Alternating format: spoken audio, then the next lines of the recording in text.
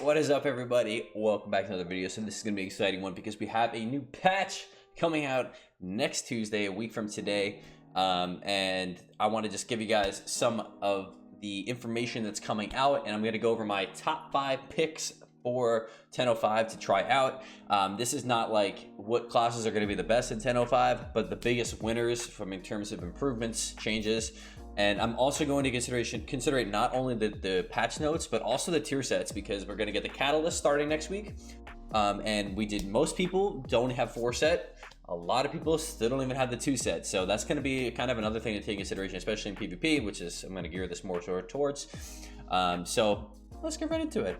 So my number 5 pick is going to be the Feral Druid. So Feral Druids, as you guys all know, if you do any sort of PvP, they are a wrecking force at the moment, and they are not only doing well now, but they're going to be doing a little bit better.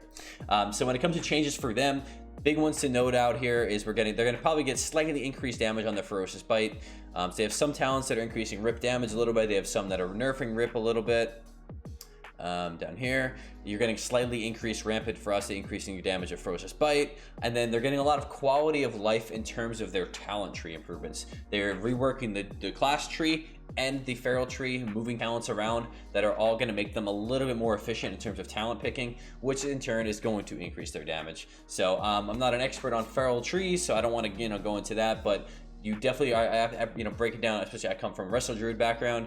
The class tree, they definitely reorganized a little bit. I'm not a fan of it, honestly, but for feral it's looking pretty good. For rest, so it's like and then on top of that, we have our feral tier set. Okay, so feral tier set, if you guys are not aware, again, there's a lot of people that don't have any tier. Like this is something that's going to be a game changer, and it's going to make damage really freaking high.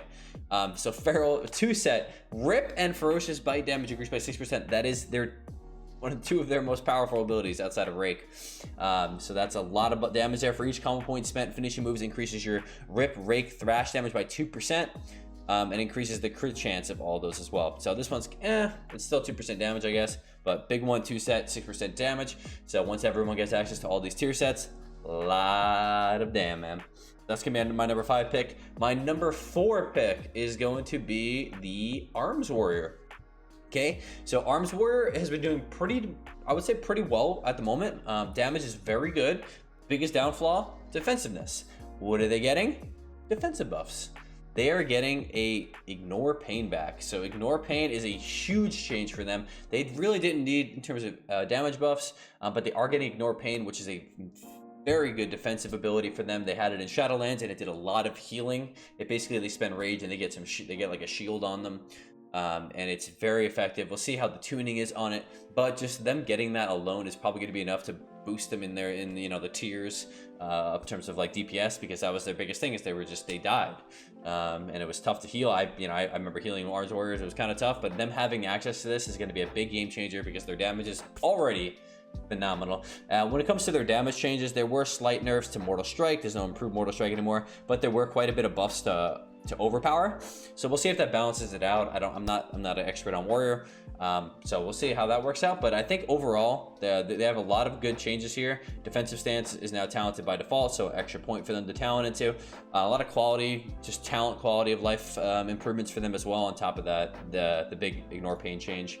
When it comes to their tier set, we have their 2 set, Mortal Strike and Cleave damage, and chance to Mortal Strike and Cleave damage, and chance to critically strike is increased by 10%. 10% Mortal Strike damage and crit chance, very good. Mortal Strike, Cleave, Execute crits, increase your damage by another 5% for 6 seconds. So if you get these crits, which are increased chance, you're now going to do even more damage. So just more damage. Mortal Strike is their number 1 ability by far, so this is their biggest contributor to their damage. So this is for sure going to be helping them out. All right, so that was our number 4 pick. So my number 3 pick is going to be the Holy Paladin. Okay, so Holy Paladin at the moment is really kind of pushing up there on the ladder. If you look at like the top 10 healers in Solo Shuffle, I think like 6 or 7 out of 10 of them are Holy Paladins. Some of them maybe overlap with the same player. Regardless, that's a lot of improvement off them, and it's because of the melee wings build that they have. They just do damage and it heals everybody without any thought about it. It's like you don't have to apply atonements, you don't have to be, you know, fist weaving, and you have to like worry about an RNG healing. It just flat heals everybody around them, and it heals a very enormous amount. I've had a lot of trouble personally healing into them with any sort of cleave damage or rot damage comps, because their AoE healing is phenomenal. And they might have some mana improvements, because now melee wings now cost 5 holy power rather than mana. 5 holy power sounds like a lot until you look at this.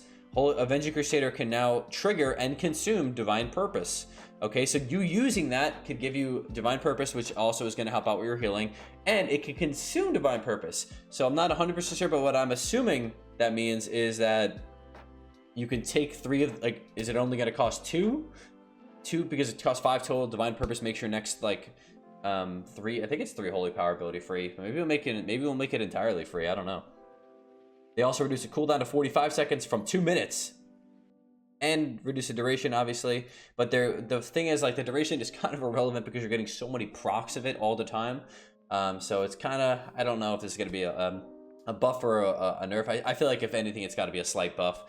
Their uptime is going to be phenomenal on this, and honestly, man, like, it is hard to kill anything while melee wings is up. And when I play, like, I just have to try to take advantage of the moments that they don't have it up, because it is that powerful. They also got some slight other buffs like Tears Deliverance, but no one really played that, so we'll see if that works out. And some other changes as well into here. When it comes to the tier set as well, so the big change there is just melee wings getting better, and it's already good. Their Holy Shock increases their crit chance of their spells by 4% for 10 seconds. Now, what's interesting, just quick side note, like, how are these balanced? Like, so Holy Shock increases your crit chance by 4%, but Warriors, they just straight up get 10%. And it's not even just crit strike, it's also damage. Who balanced this shit? All right, get back into this. And then their 4 set increases their healing, and then, you know, if their critical effects increase the damage of your next Holy Shock or healing by 20%, and the more damage it does, the more healing it does via melee wings. So gonna be just more damage and more healing. This next patch is gonna be pretty crazy with tier sets, guys. Like, regardless of any of these changes, just everybody having access to 4 set is gonna be really crazy. All right, so coming in at number 3, no, 3, sorry. 2 is gonna be the Assassination Rogue. Okay, the Assassination Rogue. You thought they could not get better, man.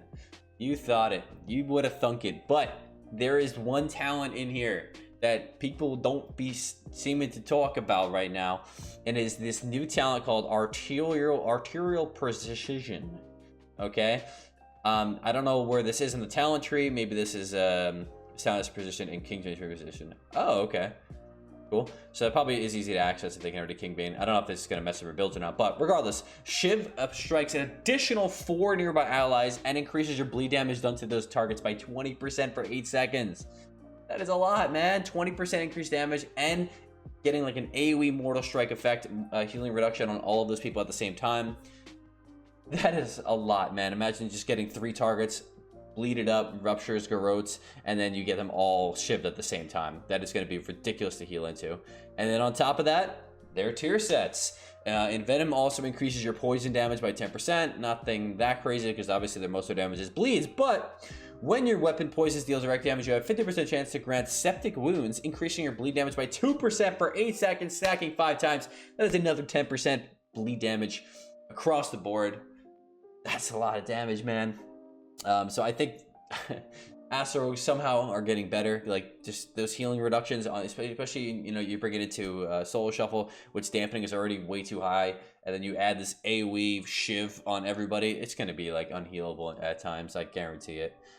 So that's going to be my number 2 winner for them, for the patch. And then last but not least, numero uno is going to be the Discipline Priest. So Discipline Priest got so many changes. I made an entire video already on Discipline Priest. If you guys want more in depth, definitely check that out on my channel. But they're getting a lot of changes in terms of their mana, increase on their damage, which in turn should increase their healing via atonement. And then it's just a lot of like talent changes and whatnot. And the big ones to highlight here, obviously you're having your mana reduction stuff. They're redesigning Shadow Covenant again.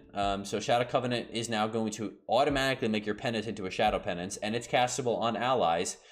They also added a new talent that's going to buff it by another 10%, so it's a total of 35% increased damage and healing on all of your Shadow abilities.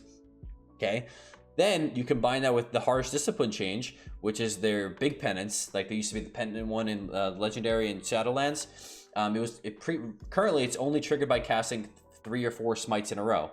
Now it's going to trigger off of Smite, Mind Blast, and Solace. So you doing your basic rotation is just going to get you a ton of big penances. Like you're pretty much going to have every single if you're able to cast, every single penance is a big penance. Every single one. And that's going to be a big game changer. And then you also add that onto the this town here. So Abyssal Reverie, Atonement heals for 20% when activated by shadow spells. Previously, it was just Mind Blast. Now it is all shadow spells. So the big thing I'm noticing from this is you may be able to set up a big shadow penance, keep up atonements on everybody, throw this massive penance, and then heal everybody. And hopefully, you know, top everybody up. I've had like up to 200k dark penances, and then that's a lot of damage, which hopefully in turn will be a lot of healing. That's always going to be the big question. The damage is definitely going to be higher. Is the healing going to be enough? We'll find out, because that's obviously the biggest detriment to Disc right now. On top of that, their tier set is actually pretty damn good as well.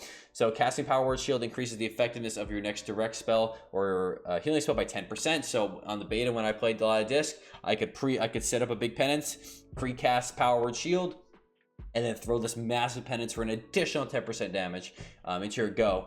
And with these penances hitting so hard, your 4 set goes perfectly with that. Penance increases the strength of your next Power Word Shield by 60% of the damage done, or 80% of the healing. So if you're throwing out these, let's say 200k dark penances, your next shield is going to gain, I don't know what her shield is now, like 60, 70k without, maybe 80, even 80k crits without dampening. And then you add 60% of the damage. Let's say you hit a 200k penance, you know, the perfect world. Now it's 120k extra healing onto your next shield, which could be pretty damn big. And if you're getting every penance, big penance, this is going to be a big deal. And we'll see, again, we'll see if this is going to be enough for them. I think on paper, this does seem like it's going to be enough to make them relevant again, because there's already people that have made it work. But I think for the general population, they're really struggling with Disc, including myself. So yeah, that's all we got for this one, guys. These are my top 5 picks. If you guys have any other, you know, comments or anything concerns on that, please leave a comment down below if you guys like this type of content. And one more week until the next patch, guys. Enjoy it. Have a good night. Peace out.